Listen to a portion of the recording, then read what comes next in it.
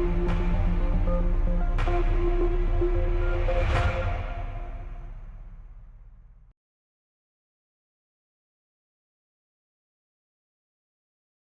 I guess short introduction. John, you want to start and give a bit of a background on yourself in esports? Hey, I'm John Lee. I'm based in Hong Kong and Korea. My background in esports, I've been in video games for the last 15 years, starting with games like StarCraft, StarCraft 2, Diablo, Counter-Strike, etc. And 2 years ago, I started my own esports startup. Jens is an investor, and I'm also involved with ESL as a board advisor for Asia, as well as to the Korea Esports Professional Association, KESPA, in Korea. Arne, you're next. So I'm Peter Warman. Oh, wait. I'm Arne Peters. I'm with ESL. I'm actually the VP of Strategic Relations at ESL. And I take care of like strategic partnerships with big partners, but also with things like industry associations, government bodies. Everything that is focusing on expanding the esports market and professionalizing esports. And I've been in the industry since quite some time, so I'm old. Good stuff. Quick background about myself in esports for about 20 years. Like I started playing Quake very avidly back in 1996, 1997. Built several esports companies. In 2000, I started a company called Turtle Entertainment, known for its brand ESL, Electronic Sports League, which is or got to become the largest kind of independent league for professional computer game sports, for esports. Nowadays, I run a company called Dojo Madness, which is doing big data and analytics and coaching and training tools in esports. About 50 people right here in Berlin. And I'm running a small investment fund, which is called BITKRAFT Esports Ventures. You see that logo there next to my picture, which is investing into esports companies. Having been in the industry for about 20 years, we sort of feel like we're at a stage right now in esports where kind of it's mass market.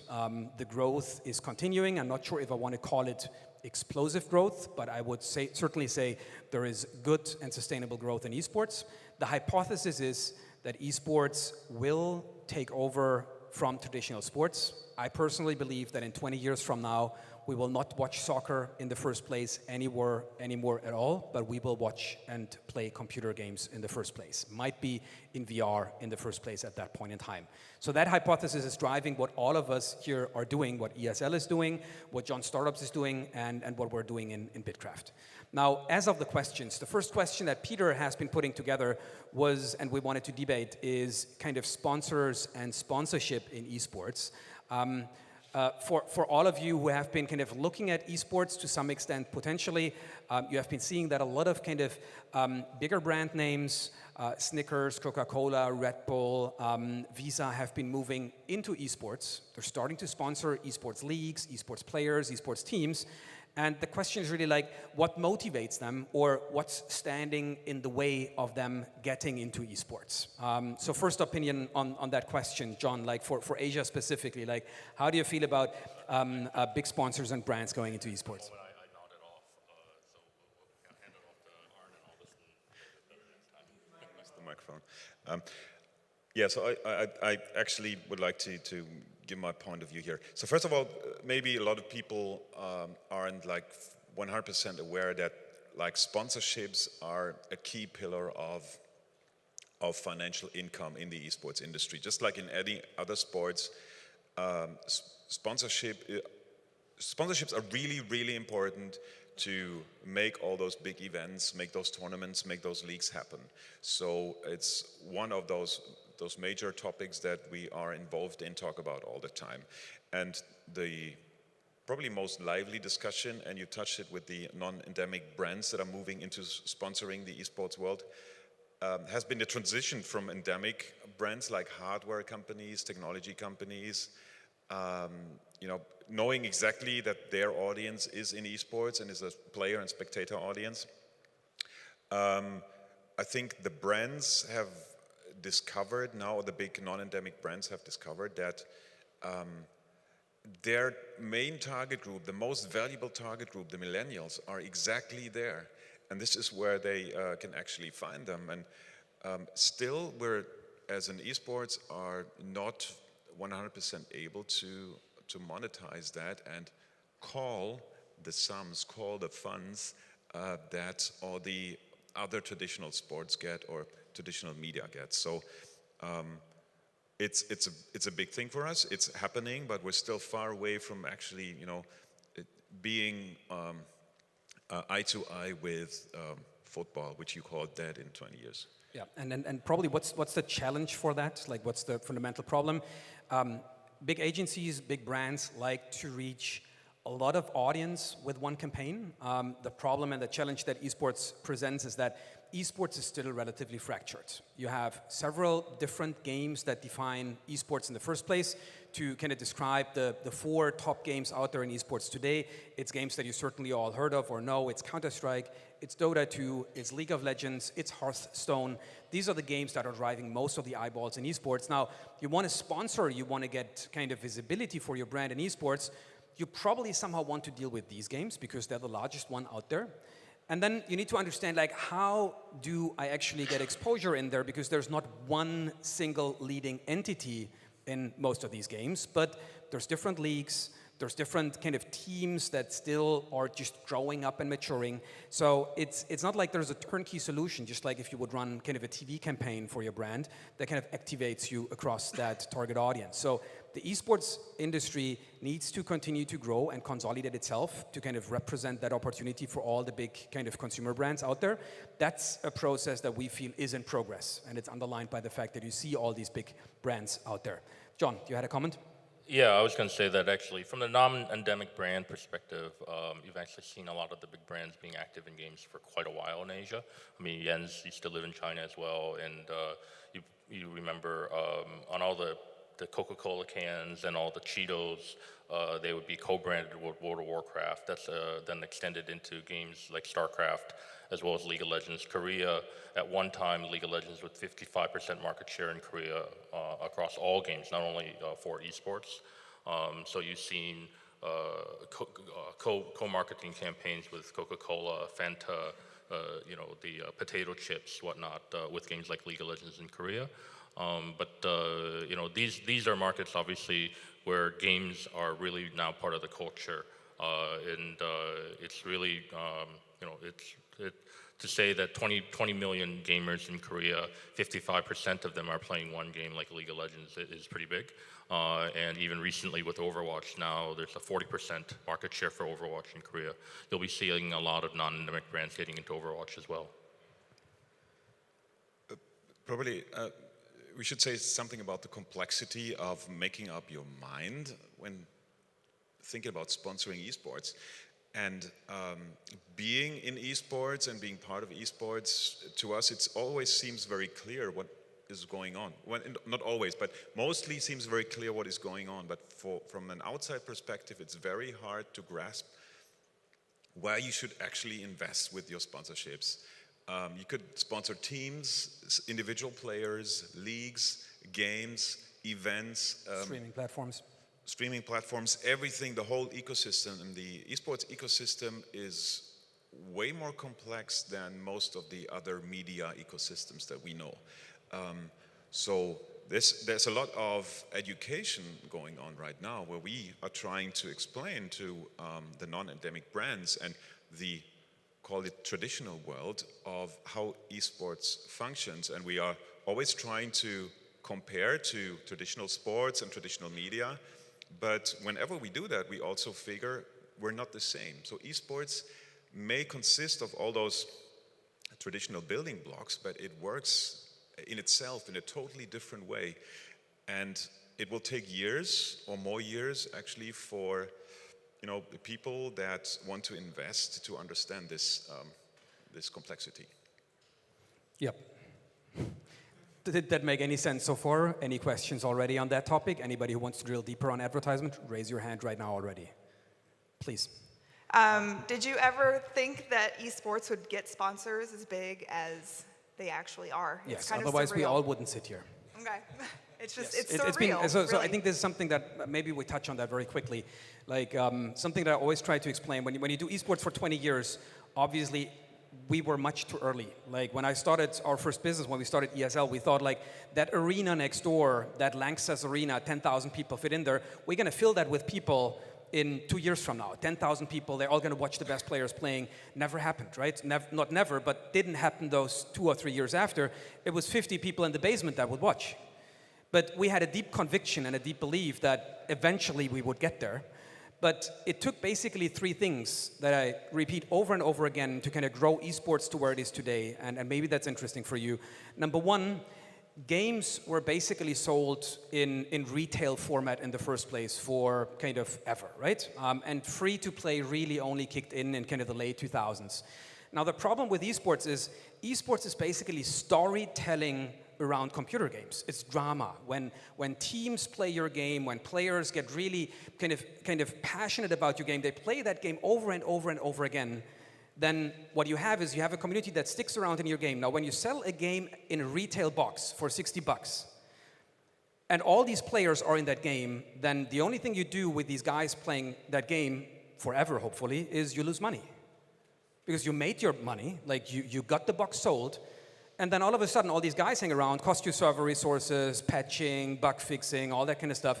So kind of executives looked at their budget and like, yeah, it's nice that they're doing all these tournaments, but really, like, I would actually like them to stop and buy the next game, the sequel. That's how business worked to a big extent. Exceptions making the rule here, if we look at StarCraft, for example. So with the model in the games industry changing to free-to-play to a big extent, and companies like Riot Games kind of having a breakthrough success with a game like League of Legends, where that was a free-to-play game, they realized, wait a moment, now, when the guys stick around longer, and we have all these tournaments, and it happens like there's a tournament or a big event, my servers are double the capacity on the next day because some people did some really weird stuff in our game. Like, they did stuff we never expected them to do in the game, right? That's what the best gamers do. They take your game and strategy to the limit. All of a sudden, your servers get populated, and you make more money. You increase your customer lifetime, you increase your revenue per user, your retention. It creates virality because all of a sudden, great people kind of attract their friends to play the game. So they understood, actually, free-to-play is the right model for esports. And fortunately, a lot of other companies at the same time, Wargaming started to use the same concept, free-to-play, in kind of a game that's competitive multiplayer.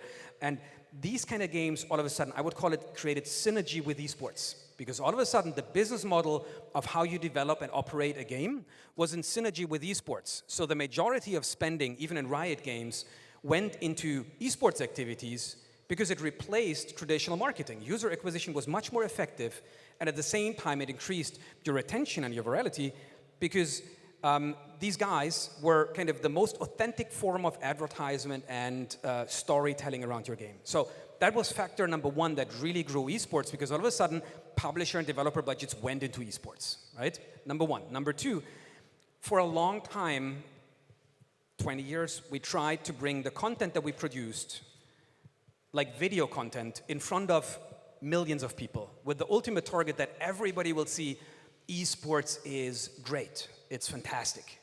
Like, I want to watch more of that. I want to play that game. The problem is, there was kind of a wall, which was TV stations that were kind of walling off us off from getting to this audience. And I bought an entire TV station in 2007 to get my content, 50 hours of new esports content, to that audience. But that's a very expensive exercise if you operate kind of a digital broadcast from an Astra satellite or cable TV. Twitch came up, Justin TV came up and pivoted to Twitch. And all of a sudden, distribution to anybody around the globe was a commodity. I just dumped my content, we dumped our content with ESL onto that streaming platform, and all of a sudden, everybody could watch it in high definition. So all of a sudden, our economics changed as a content producer and tournament producer, and we could kind of release our content around the globe for everybody to enjoy it. And it was really Twitch to a big extent. YouTube missed that boat in the first place. Their live offering was crap. Now it's actually where it should have been 5 years ago already. They're probably still cursing themselves for that. But that has democratized video distribution in games and has led to the second kind of significant growth initiative for esports. The third one then is a very trivial one. It's the millennials. Like, my father will never enjoy esports the way that anybody does who grows up with esports games and kind of computer games. For my son, who grows up with computer games, it is normal. It's his paradigm that Faker or Ocelot or any of these star players are as legitimate of sportsmen and athletes as Ronaldo is. And that just doesn't go down for my father anywhere, ever, anymore. So we could never achieve with esports what some people thought, like, well, you just pump your content out there and everybody's going to enjoy that sport. No, it's a paradigm change. We can't convince people who didn't grow up with esports games with that natural understanding that that's really part of their life and it's not alien, it's right there, and understanding what performance it can take to perform well in an esports game. We could never convince these people. So having that said, 2010, 2011, 2012, Western markets to a big extent, Korea for many additional reasons even before, has reached critical mass of a young audience all loving esports. Enough, 5 minutes left? Anybody shout if I'm talking too much, right? I mean, so I think what happened there is that the inflection point of mass audience was to a big extent created because millennials, every generation of millennials that grew up were esports fans. And these three things together led to that explosive growth in esports in the first place and made stadiums fill up. So even though from an entrepreneur perspective, I would love to have found that one thing, that one feature, that one process that I could implement to kind of make esports really great, at the end of the day, it took a lot of components to come together for esports now to be where it is, just if that makes any sense. So what do we talk about next? Gambling was so important for us, so let's touch on gambling. So let me kind of go to gambling with a specific in esports, which is that there has been a lot of kind of discussion around gambling and betting in esports because esports has this interesting aspect that in-game there is items, right? So you can buy items in the game. And there is a company that is called Valve that have mastered the exercise of creating a really well-modeled open economy where you can trade items outside of your game. So the beauty about that is that somebody who wants to bet on an esports game, which is something really beautiful, or do fantasy sports on esports, is something that really kind of connects to your passion about the game. Like you would really kind of place a bet or kind of get deeper engaged with the teams that you support. So all of a sudden you could use in-game items, like you found another AK-47 in Counter-Strike, right? And you probably have 5 of them. What do I do with 5 AK-47s? It's not like you think about that in a different way than you have 100 or 500 euro. 5 AK-47s just don't make a lot of sense. So you would actually take one of your AK-47s and bet it that one of the teams wins the game. And all of a sudden you win and you get a sniper rifle in return. What that did and what that does is it reduces the entire barrier for esports gamers that play these games to put stake on the line for betting, potentially losing, because they have that already. They don't need to put cash into a wallet. There's no conversion point there. That made what we call virtual item betting very successful. And I think that's something very exciting, which currently, unfortunately, undergoes a certain regulatory maturity phase, I would call it. So, of course, the regulators didn't like it that much because that market is not regulated yet. But I think that will carry a significant importance in the future when it comes to betting, that in-game items are a legitimate digital currency. And they, if modeled right, and if the game developer and publisher supports that right, they create an insane upside opportunity to kind of create additional beauty and assets around your game, which include betting and gambling. Having that said, how's ESL looking at gambling when it comes to pro leagues?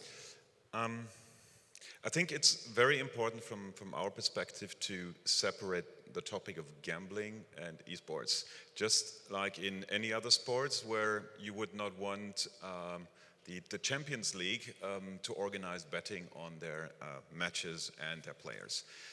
The reason is pretty obvious: anti-fraud, anti-cheating, and 100% integrity. So at ESL, none of our employees are actually allowed to get involved in betting on any of the tournaments and matches that we do. Because we have this deep engagement with the publishers, with the players, with the teams. At the same time, we're constantly being confronted with requests where we're being asked, so you have all this real-time match data, and it's fantastic to have that, so we want to use it for betting. And yes, we do have that data, and we decided to not get engaged in betting. So what we did, we developed a technology to provide that data through an API to a company that takes care, it's an independent company that takes care just of this, and it provides this data to the sports betting companies and organizations. And we have no influence over anything that has to do with betting and with gambling. So it's fully separate, and it has to be, because the future of esports depends on integrity. And if we want to remain like being seen seriously by the old hardcore esports fans, but by the broadening market, it's an absolute essential thing to do. Asia and betting, how's that looking like? Well, Asia, obviously, Asians love to bet. I get this question asked all the time.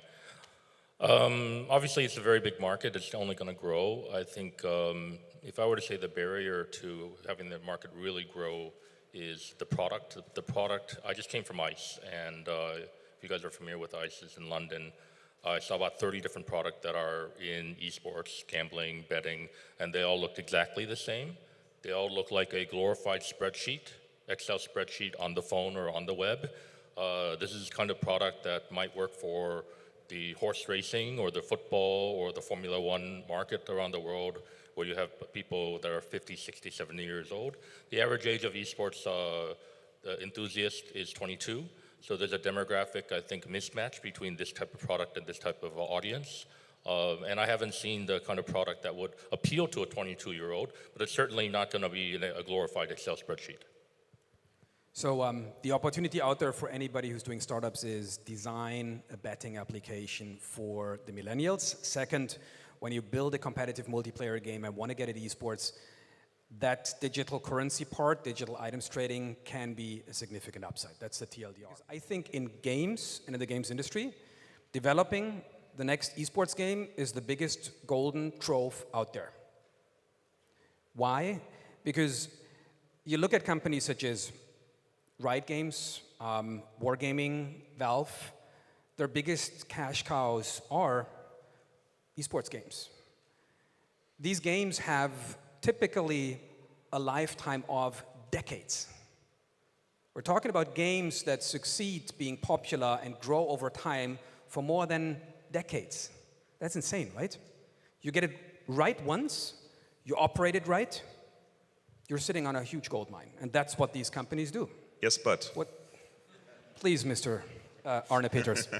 Yes, but so he's absolutely right, and I fully agree. There is this golden cow at the end of the horizon just waiting for you to milk it. On the other hand, it's a super complex thing to do. So it's a super big challenge to develop the next big esports games. And as I said earlier today, and I keep repeating myself, you don't choose esports, esports chooses you. So you have to have a game that is super well balanced in competitive play, that has a very viable business model, just like League of Legends. And then you start creating, tournaments and cups around it, and then you figure that people are getting more serious about playing it competitively. And then you start implementing all those features and stuff, and this takes years. There's a few exceptions where things go really fast, but there are very specific reasons for that. That's the experience that the developers have in esports and with esports games. But apart from that, you need a lot of patience and a long breath to do it. So yes, the opportunity is there, it's super bright, but you need to be super patient at the same time to actually get Absolutely. There's a very distinct DNA to get an esports game right. Number one, you need to truly understand that you're building for spectation equally as for gameplay. Your game needs to be an esports game, as beautiful to watch as it needs to be to play that game. So that's a challenge already. Number two, it needs to be extremely balanced. The problem with building a balanced game when it comes to competitive multiplayer is that if you balance the game, you miss a lot of monetization opportunity. Specifically for mobile guys, that's a challenge because we all know your customer acquisition costs. And if you balance the game, that means you can't sell that power-up that will just make you beat the shit out of that guy from Switzerland, right? It's just not working. The game needs to be extremely fair. So I can still encourage you, look into esports. The industry is ripe for seeing many more esports titles. I think there's a big opportunity. We're here to finance it if you're the right guys for that. ESL is ready to support it. John can advise you. Thank you so much for listening already. We're around after this panel here if you have any more questions. And yeah, watch the next League of Legends. It's in 2 days. Thank you.